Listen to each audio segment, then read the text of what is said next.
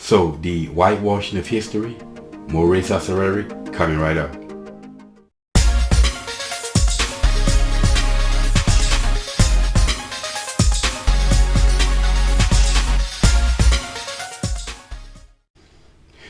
What's up, y'all? Welcome back to Common Sense Logic Reason. As always, I want to say thank y'all for joining me today. So I have more racist rhetoric for y'all, and this is, that whitewashing history is an example of historical crime. To some extent, I would say mostly, but in some cases it can be an example of end result thinking.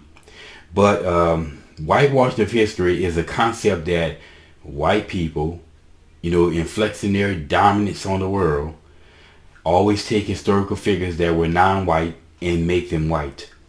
I would have to say, the latest example of this that I've heard from other people would be the movie The Gods of Egypt. They were crying about that there were white people that were starred in the roles. That's racist. There were no white people in Egypt, But I would have to say the most famous example of alleged whitewashing would be Jesus, right? Now, you always say these black people talk about the blonde, blue-eyed Jesus. Even though I've never actually seen a blonde, blue-eyed Jesus, I've seen Jesus with brown hair, maybe light brown hair, but far from blonde.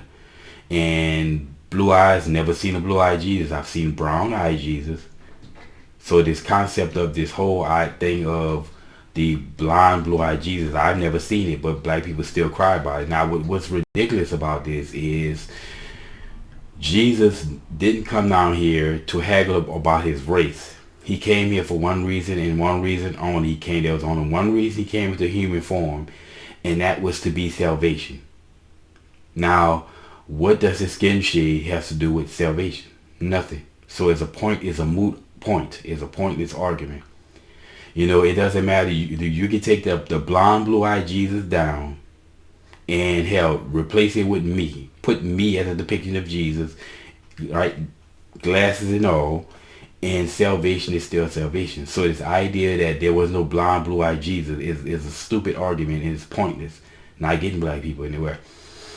Anyway, the other day, I overheard somebody listening to a video on their phone, and this was of some black guy, again, crying about the whitewashing of history. He was talking about Johnny Cash. Now, Johnny Cash, in real life history, supposedly, I never did no research on Johnny Cash, but he had a black wife. Okay, he had a black wife, right? So only race hustlers can find race out of that, because generally, if a white man takes a black woman, which is extremely rare today, then you think that would be something that they would celebrate. But nope, they found some way to cry racist about it. Anyway, in a movie about him, though, they depicted his wife as white. Now, when I listened to the person who was watching this on their phone, and they were commenting on it, I didn't say anything because I knew it would have been a waste of my time. And I'm not trying to waste my time on nonsense. But if I could speak to the guy on the video, I don't have no idea who this fool is. But if I could speak to him, the first thing I would ask him is, how exactly is a depiction of somebody's wife, who's ever wife in the movie, is stopping you from TV or goes on? Is it stopping you from sitting here making a video on it? Nope. Having access to a white man's platform to do so? No. So again, it's just a waste of time. And this right here is a perfect example why I always say black people will never get nowhere in this country. American blacks, that is. Because it's just too much victimhood and nonsense. We just waste too much time and energy on the stupidest, most nonsensical things, and we ignore the relevant. Right? Now, let's look at Asian people. Asian people outperform white people in just about every metric in society that you can think of.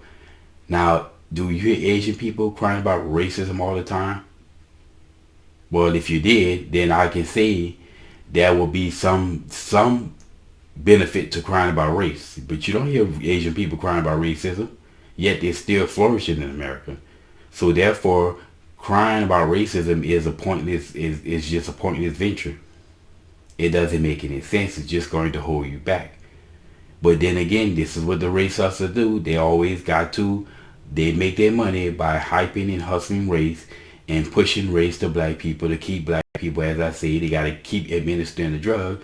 Because if they stop crying about race, then maybe, just so maybe, that black people will kick the habit, kick the addiction, and it will go through that withdrawal, and then it will stop being victims. And the race hustlers can't, they're not having this, so they're going to scream race about every damn thing. If they can find racism on a box of cereal, then they're gonna cry racism.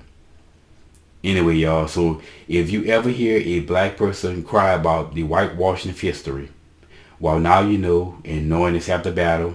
And as always, y'all, until next time.